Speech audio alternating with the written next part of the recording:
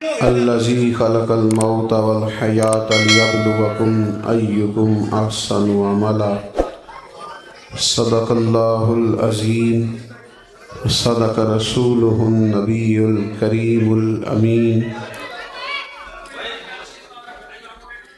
ان اللہ وملائکتہ یصلون علی النبی یا ایہا الذین آمنوا صلوا علیہ وسلموا تسلیما الصلاۃ والسلام علیک یا سیدی یا رسول اللہ وعلی آلک واصحابک یا حبیب اللہ۔ درود شریف پڑھیے سارے حضرات۔ الصلاۃ والسلام علیک۔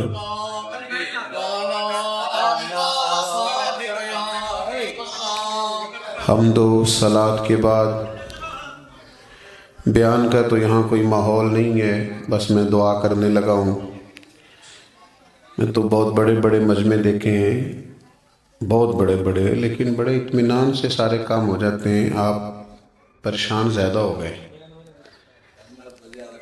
جی نہیں، میرے سے سارے کرتے ہیں اللہ کے فضل سے۔ آپ کو اللہ، یہ موبائل آپ سب کو اگر ویڈیو چاہیے تھی تو آپ بتاتے، میں کافی ساری ویڈیو بھیجتا آپ کو۔ میں تو آپ سے بات کرنے آیا تو اس طرح نہیں جی، میری بھی مانیں گے نا جی، تقریر انہیں کو بندے کرنی۔ آپ سب، اللہ آپ کو برکت دے، سب پیار والے ہیں۔ بلکہ مجھے دقت ہوتی ہے، میں کسی چیز سے کسی دوست کو منع کروں تو میں بعد میں پریشان ہوتا ہوں۔ لیکن مہربانی کریں، یہ سیاسی محفل نہیں ہے، یہ کوئی سیاسی جلسہ نہیں ہے۔ اس میں وہ ڈرون چلانے اور مطلب اس میں گارڈ آف آنر پیش کرنا، فقیر سے لوگ ہیں، اللہ رسول کی بات کرتے ہیں۔ تو اس میں تو میں تو آج کل ان پھولوں سے بھی منع کرتا ہوں۔ میں کہتا ہوں جہاں فلسطین کے بچوں کو پانی نہ ملتا ہو، وہاں پر اتنے پھول ضائع کر دیے جائیں اور اتنی ساری چیزیں لٹا دی جائیں، یہ سمجھ میں نہیں آتی۔ مہربانی فرمائیں، دو ایک باتیں کرنے دیں، آپ کی بڑی مہربانی۔ یہ بالکل دینی جلسہ ہے، اس میں کوئی فوٹو بھی نہیں آئے گی۔ تو اللہ رسول جانتے ہیں کون آیا، اس کو تو ویسے ہی تصویروں سے بچانا چاہیے۔ تو آپ اطمینان سے محبت سے بیٹھیں، اللہ آپ کو سلامت رکھے۔ میں بڑی مختصر سی بات کرنے کا قائل ہوں، دو ایک باتیں عرض کر کے بات کو ختم کر دوں گا، ویسے بھی مغرب میں ٹائم کم ہے۔ اللہ تعالیٰ نے قرآن مجید کے اندر انسان کو اس کی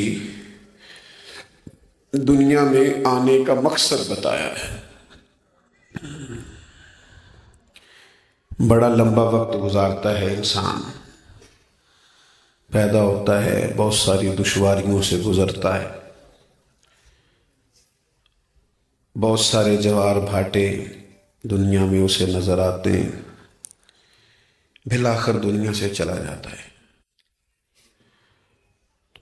ذہن میں سوال پیدا ہوتا ہے کہ آئے بھی رہے بھی، اتنی مشکلات بھی دیکھی، پھر رخصت ہو گئے، تو کیا حکمت ہے اس کی؟ اللہ تعالیٰ نے قرآن مجید میں ارشاد فرمایا کہ الذی خلق الموت والحیات لیبلوکم ایکم احسن عملا۔ فرمایا ہم نے موت اور حیات کو اس لیے پیدا کیا ہے تاکہ پتہ چل جائے تم میں اچھے عمل کون کرتا ہے۔ بہترین اعمال کرو دنیا میں۔ نہ تو ہم محض پیسہ کمانے کے لیے آئے ہیں، نہ محض کھانا کھانے کے لیے آئے ہیں، نہ محض شہرت حاصل کرنے کے لیے آئے، نہ محض بلے بلے کے لیے آئے۔ ایکم احسن عملا، بہترین عمل کرو زندگی میں۔ وقت کو ضائع نہیں کرنا چاہیے، صلاحیت کو ضائع نہیں کرنا چاہیے، اللہ نے جو نعمت دی ہو اس کا غلط استعمال نہیں کرنا چاہیے۔ کوشش کرنی چاہیے کہ انسان بہترین عمل کرے۔ نبی پاک صلی اللہ تعالیٰ علیہ وسلم نے فرمایا، جب صبح دن چڑھتا ہے تو وہ دن اعلان کرتا ہے کہ میں آج آیا ہوں، آج کے بعد دوبارہ نہیں آؤں گا۔ کوئی عمل کرنا ہے تو آج کر لو۔ آج جو دن گزر گیا ہے یہ آج کے بعد دوبارہ ہمارے ہاتھ نہیں آئے گا۔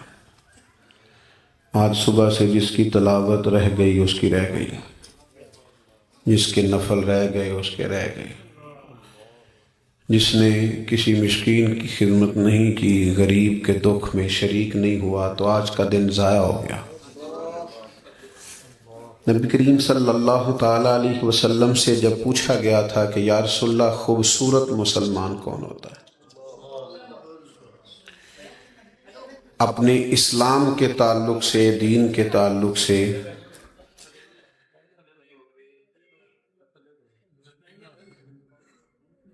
خوبصورت مسلمان کون ہوتا ہے؟ تو نبی پاک علیہ السلام نے فرمایا خوبصورت مسلمان وہ ہوتا ہے جو بے مقصد باتوں کو چھوڑ دے، مقصد کا تعین کرے، وقت کو ضائع ہونے سے بچائیں، کوئی نہ کوئی خیر روز اکٹھی کی جائے، اپنے نامہ اعمال میں روز کچھ نہ کچھ اضافہ کیا جائے۔ آج کل لوگ اس بات پر تو پریشان ہوتے ہیں کہ آج دیہڑی نہیں لگی، اس پر کیوں پریشان نہیں ہوتے کہ آج کوئی نیکی نامہ اعمال میں جمع نہیں ہوئی؟ اس پر بھی تو پریشان ہونا چاہیے کہ آج میرا دن ضائع ہو گیا۔ اعمال خیر ہمیشہ جمع کرنے چاہیے، نیک اعمال ہمیشہ اکٹھے کرنے چاہیے، اور نیکی نیکی ہوتی ہے، اسے کبھی چھوٹا نہیں سمجھنا چاہیے۔ نبی کریم صلی اللہ تعالیٰ علیہ وسلم نے فرمایا نیکی کو کبھی حقیر نہ سمجھنا، کچھ نہ ہو سکے تو اپنے بھائی سے مسکرا کے مل لینا، اس پر ہی اللہ صدقے کا ثواب عطا کرے۔ تلخ نہ ہونا، ناراض نہ ہونا، کسی سے ہر وقت لڑنے کا مزاج نہ بنانا، مسکرا کے ملنا۔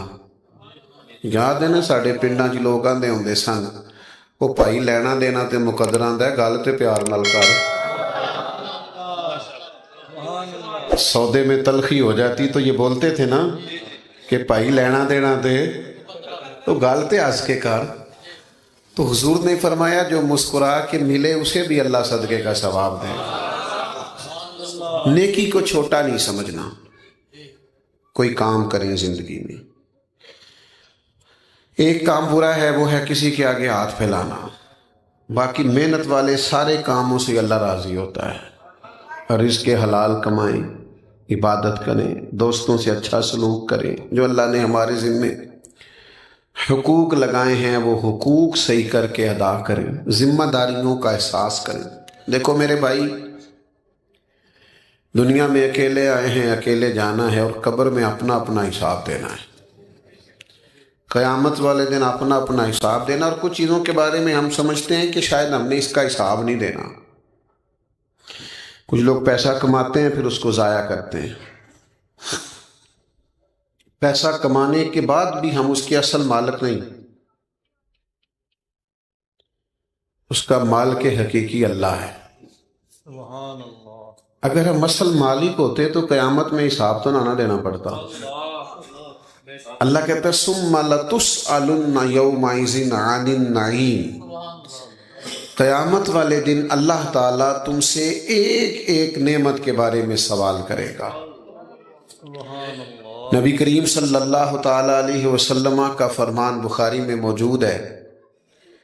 نبی کریم علیہ السلام ارشاد فرماتے ہیں اللہ تعالیٰ یہ بھی پوچھے گا کہ مال کہاں سے کمایا، تم نے ذرائع جائز حاصل کیے کہ ناجائز؟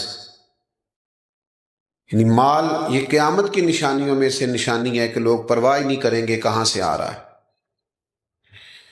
تو کریم فرماتے ہیں یہ بھی پوچھا جائے گا کہاں سے کمایا، اور یہ بھی پوچھا جائے گا کہ خرچ کہاں کیا تھا۔ کمانے کے بعد بھی مالک نہیں بنے، مالک حقیقی اللہ ہے۔ میرے دوستو اپنے وقت کو ضائع نہ کریں، بیکار نہ ضائع کریں۔ ہمارے ہاں کچھ دوست کہتے ہیں 1 منٹ رکو میں آیا، تو میں کہتا ہوں 1 منٹ میں 3 دفعہ سورۃ اخلاص پڑھی جا سکتی ہے، پورے قرآن پاک کا ثواب ہے۔ 1 منٹ کو کیا سمجھائے؟ میرے ایک دوست تھے تو مجھے ایک دفعہ کہنے لگے، کالج میں ہم اکٹھے رہے، مجھے کہنے لگے کہیں چلے نا، میں آج کل بور بڑا ہو رہا ہوں۔ تو میں نے کہا بور ہونے کے لیے بھی تو ٹائم چاہیے نا، ہمیں تو وہ بھی نہیں ملتا۔ بور بھی اکثر فارغ بندے ہی ہوتے ہیں، تو جو بندہ مصروف ہوتا ہے وہ بور ہے، وہ تو بیچارہ کام لگا ہوا ہے. اپنی زندگی میں مرتب کرے چیزوں کو اور اپنے لیے اعمال اکٹھے کریں. میں نے کہا تھا زیادہ باتیں نہیں کرنی. نیکیاں سب سے قیمتی وہ ہوتی ہیں جو چھپی ہوئی ہوتی ہیں، جو اللہ اور اس کے رسول صلی اللہ تعالی علیہ وسلم کے سامنے بندے کا راز ہوتی ہیں. آپ کو پتہ ہے قیمتی چیزیں لوگ چھپا کے رکھتے ہیں، پتہ ہے آپ کو؟ گھر والوں نے 5 تولے سونا دیا ہوتا نا آپ کو کہ یہ سنار کو دے دینا، تو آپ نے محفل میں کبھی بھی نہیں آنا تھا، پہلے سنار کے پاس ہی جانا تھا، کہیں گم نہ ہو جائے. سمجھتے ہیں بات کو؟ قیمتی چیزیں لوگ چھپاتے ہیں. تو یہ کیا بات ہوئی؟ آپ نے نفل پڑھیں، آپ نے قیمتی نہیں سمجھا، سب کو بتا دیا. میں ختم شریف پہ گیا تو وہاں اعلان ہو رہا تھا کہ ان کے والد انتقال کر گئے ہیں، تو انہوں نے ابا جی کے اصالِ ثواب کے لیے 50,000 روپیہ مسجد میں دیا. تو پہلے وہاں بھی اعلان ہو گیا، پھر مجھے بھی کہنے لگے دعا میں بھی آپ کہہ دیں. تو میں نے نہیں کہا، میں اکثر نہیں کہہ پاتا. رکا دیتے ہیں لوگ، کہتے ہیں یہ اتنا قرآن مجید پڑھا ہے یہ سارا بتا دیں. تو میں اکثر پوچھتا ہوں کس کو بتانا ہے؟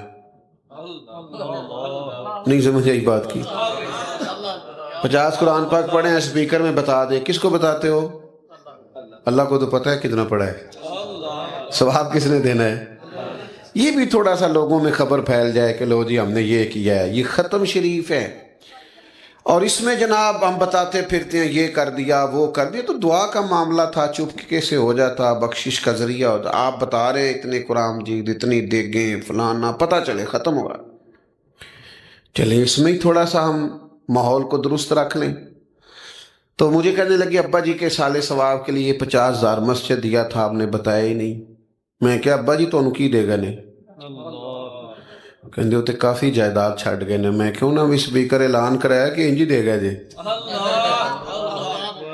کہتے نہیں ہوتے انجی. تے میں کہا تسی بچو 50,000 دین لگے ہو دا اعلان کراندے پھر دے. کیا عجیب ہمارا مزاج بن گیا ہے. یعنی مسجد کی ٹائلوں پہ لکھا ہے سالِ ثواب فلانے کے لیے. کیا کرتے ہیں آپ؟ کر دیں کر دیں، کریم کو پتہ ہے. حضرت عثمان غنی رضی اللہ تعالیٰ عنہ نے نا ایک کنیز خدمت کرنے کے لیے کنیز حضرت عائشہ صدیقہ رضی اللہ تعالیٰ عنہ کو رکھ کے دی تھی کہ اماں جی یہ آپ کی خدمت کیا کرے گی. تو حضرت عائشہ صدیقہ رضی اللہ تعالیٰ عنہ نے عرض کی کہ مجھے ضرورت کوئی نہیں، میں اپنے کام خود کر لیتی ہوں. انہوں نے کہا نہیں آپ کی خدمت کرے گی. حالانکہ آج کل کا ماحول تو بیچارے جس کے پاس ڈرائیور کو تنخواہ دینے کے پیسے ہوتے ہیں وہ پھر ڈرائیور سے کہتا ہے اٹھ کے نا ادھر سے آ کے میرا دروازہ بھی تو نہیں کھولنا ہے، پتہ چلے کہ جناب اتریں. یہ تو احساس کمزوری ہے. احساس بڑے لوگ اس طرح نہیں کرتے، تو خاموش ہوتے ہیں. تو حضرت عائشہ صدیقہ کی وہ کنیز، وہ فرماتی ہیں کہ سیدہ عائشہ سارے کام خود کرتی تھی، بلکہ 2 روٹیاں میری بھی پکا دیتی. سارے کام وہ کر لیتی، لیکن جب کوئی دروازے پہ فقیر مانگنے آتا تو مجھے کہتی جاؤ اسے دیکھ کے آجئے گا. تو میں عرض کرتی اماں جی یہ لوگ تو کام تو لوگ شوق سے کرتے ہیں کہ باہر پتہ چلے بڑا سخی ہوں، تو یہ آپ مجھے کہہ دیتی ہیں. تو حضرت عائشہ فرماتی کہ جب کوئی کسی کے ساتھ نیکی کرتا ہے تو وہ شکریہ ادا کرتا ہے. سبحان اللہ. میں یہ چاہتی ہوں کہ وہ شکریہ بھی تیرا ہی ادا کر جائے.